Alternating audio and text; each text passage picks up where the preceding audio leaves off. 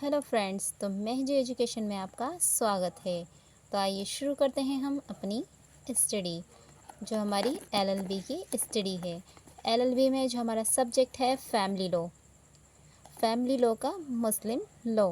तो आइए शुरू करते हैं हम अपना क्वेश्चन। तो देखते हैं आज का हमारा क्वेश्चन क्या है। तो आज का जो क्वेश्चन है हमारा है, शरीयत अधिनियम 1937 के मुख्य प्रावधानों को बताइए। इस अधिनियम द्वारा मुस्लिम उत्तराधिकार में क्या परिवर्तन किए गए थे? मुसलमान वक्फ वैलिडेटिंग एक्ट 1913 की प्रमुख विशेषताएं क्या थीं?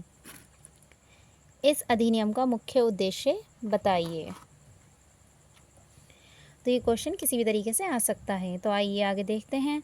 शरीयत अधिनियम 1937 के मुख्य प्रावधान। मुस्लिम कानून के इतिहास में शरीयत यानी कि धर्म अधिनियम 1937 का महत्वपूर्ण स्थान है। इस अधिनियम के द्वारा मुस्लिम व्यक्ति विधि को लेखबद्ध किया गया है। यह अधिनियम उत्तरी पश्चिमी सीमा प्रांत को छोड़कर सारे भारत और पाकिस्तान के मुसलमानों पर लागू होता है। ये अधिनियम प्रत्येक संप्रदाय के मुसलमानों पर समान रूप से लागू होता है। यह ऐसे सभी रीति रिवाजों को निरस्त करता है जो अधिनियम के प्रतिकूल हैं। इस अधिनियम में कुल 7 धाराएं हैं और यह कृषि भूमि वसीयत द्वारा उत्तराधिकार केवल कुछ संप्रदायों के दान को छोड़कर सभी प्रकार की संपत्तियों के मामलों में लागू होता है। अधिनियम की मुख्य धाराएं निम्न प्रकार हैं।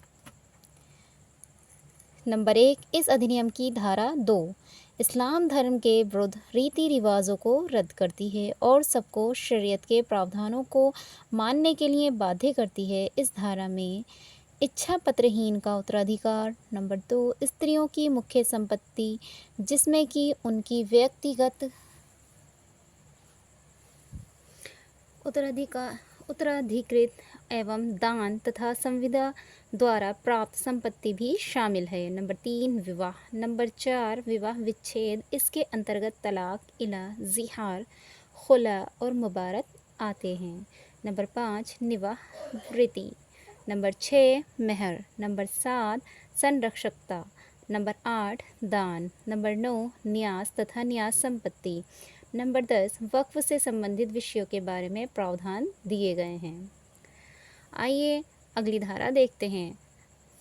अधिनियम की धारा 3 के अनुसार जो कोई निर्धारित प्राधिकारी को इस विषय में संतुष्ट कर दे कि वह एक मुसलमान है और सन 1872 के भारतीय संविदा अधिनियम के अंतर्गत संविदा करने के लिए सक्षम है तथा भारत का निवासी है, वह निर्धारित प्रारूप में निर्धारित प्राधिकारी के समक्ष दाखिल की गई घोषणा के द्वारा यह घोषित कर सकता है कि वह अधिनियम का लाभ प्राप्त करना चाहता है। तो ऐसी अवस्था में धारा 1 के प्रावधान उस पर, उसके नाबालिग बच्चों पर तथा उसके वंशजों पर इस प्रकार लागू हो जाएंगे मानो प्रामाणिक विषयों के अतिरिक्त गोद, वसीयतों तथा मृत्युदानों का भी वर्णन किया गया है।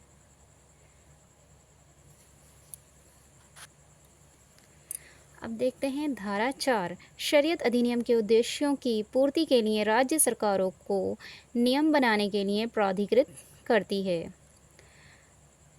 नेक्स्ट पॉइंट है इसका, धारा 5 कहती है कि यदि विवाहित मुसलमान स्त्री किसी जिला न्यायाधीश को तलाक के लिए प्रार्थना पत्र प्रस्तुत करे तो जिला न्यायाधीश को अधिकार होगा कि वह किसी भी ऐसे कारणों के आधार पर जिसको मुस्लिम कानून में मान्यता प्राप्त है तलाक स्वीकार कर लें।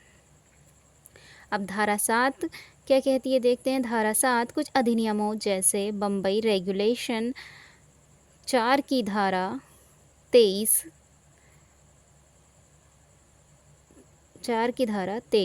और सेकंड है मद्रास सिविल कोड्स एक्ट की धारा 16, अवैध कानून अधिनियम की धारा 3, पंजाब कानून अधिनियम की धारा 5, मध्य प्रांत कानून अधिनियम की धारा 5, अजमेर कानून रेगुलेशन की धारा 5 आदि को खंडित करती है। अब इसकी नेक्स्ट हेडिंग है मुसलमान वक्फ वैलिडेटिंग एक्ट 1913। इस अधिनियम की प्रमुख विशेषताएं निम्नलिखित हैं। नंबर 1, इस अधिनियम के अनुसार एक मुसलमान को यह अधिकार है कि वह अपनी संपत्ति की वक्फ अपने ख़ानदानी वंशजों और बच्चों के पालन पोषण के लिए भी कर सकता है, बशर्ते कि वह ये प्रावधान भी करे कि अंत में वक्फ का लाभ एक स्थायी प्रकृति के खैराती उद्देश्य को पहुँचेगा। अंतिम लाभ को स्पष्ट या उपलक्षित रूप से किसी भी प्रकार से सुरक्षित किया जा सकता है। नंबर 2, इस अधिनियम के पारित होने से यह आवश्यक नहीं है कि खैरात के लिए भी समवर्ती दान हो, अर्थात वाकिफ़ के वंशजों के संपूर्ण वंशक्रम के अवसान तक खैरात के लिए किसी दान का प्रावधान करना अनिवार्य नहीं है। नंबर 3, इस अधिनियम के अधीन कोई हनफी मुसलमान न्यास की संपत्ति की कुल आय या उसमें आजीवन हित का उपभोग नहीं कर सकता। वह केवल पालन पोषण के रूप में आय के केवल एक भाग का ही उपभोग कर सकता है। नंबर 4, किसी हनफी मुसलमान की दशा में समर्पित संपत्ति के किराए और लाभ में से वाकिफ़ के कर्ज़ों के भुगतान के लिए प्रावधान को ये एक्ट मान्य बना देता है। अधिनियम के पहले वह यह शर्त लगा सकता था कि संपत्ति से उसके व्यक्तिगत कर्ज़ों का भुगतान किया जाए। नंबर 5, इस अधिनियम ने वक्फ को किसी संपत्ति का स्थायी समर्पण परिभाषित करके कुछ चल संपत्तियों के वक्फ के बारे में विभिन्न न्यायालयों के बीच उत्पन्न मतभेदों को ख़त्म कर दिया है। नंबर 6, इस अधिनियम को सन 1930 के मुसलमान वक्फ विधि मान्यकारी अधिनियम द्वारा भूतलक्षी प्रभाव दिया गया है। वक्फ अधिनियम का उद्देश्य देखते हैं क्या है। वक्फ अधिनियम का उद्देश्य है अब इस प्रश्न का निश्चय कि क्या किसी वक्फ का उद्देश्य धार्मिक, पवित्र या खैरात है या नहीं, मुस्लिम विधि के अनुसार किया जाता है, ना कि अंग्रेज़ी विधि के अनुसार।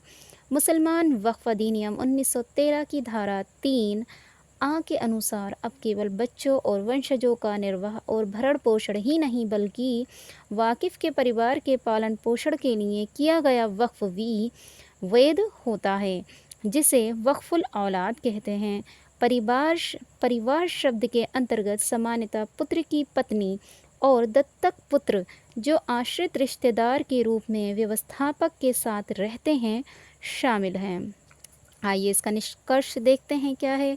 संक्षेप में अधिनियम की सबसे प्रमुख विशेषता ये है कि यह अधिनियम किसी मुसलमान को अपने वंशजों के पूरे वंशक्रम के अवसान तक खैरात के लिए किसी दान का प्रावधान न करने पर भी वक्फ वैध होगा, बशर्ते कि ऐसे वक्फ का अंतिम दान किसी धार्मिक, पवित्र या खैरात के उद्देश्य के लिए किया गया हो। तो उम्मीद करती हूँ आज की मेरी ये वीडियो आपको समझ में आई होगी। Thank you.